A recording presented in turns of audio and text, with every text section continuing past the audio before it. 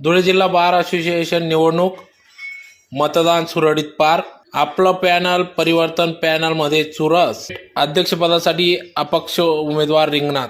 याबाबत अधिकृत अशी की दर 2 वर्षानंतर धुळे जिल्हा बार असोसिएशन निवडणूक प्रक्रिया पार पडत असते। त्यानिमित्ताने आज दिनांक 24 एप्रिल 2026 रोजी सकाळी 8 ते 5 दरम्यान मुख्य हॉल धुळे जिल्हा बार असोसिएशन धुळे या ठिकाणी मतदान प्रक्रिया पार पडली। यावेळेस आपलं पॅनल परिवर्तन पॅनल व अपक्ष अध्यक्षपदाचे उमेदवार यांनी देखील आपले मतदान केले व आपलं पॅनल व परिवर्तन पॅनलमध्ये चुरशीची लढत होणार असून मतदान सुरळीत पार पडले।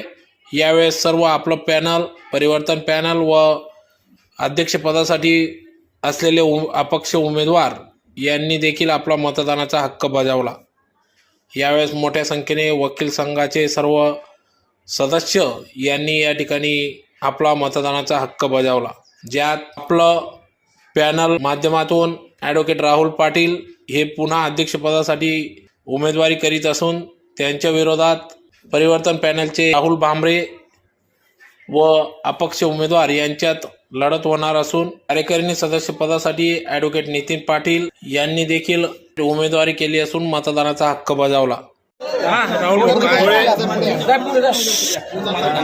धुळे जिल्हा वकील संघाची सन 2026 ते 2028 या कालावधीसाठी निवडणूक असून त्यासाठी आज मतदान सुरू असून मतदान जोरात सुरू आहे।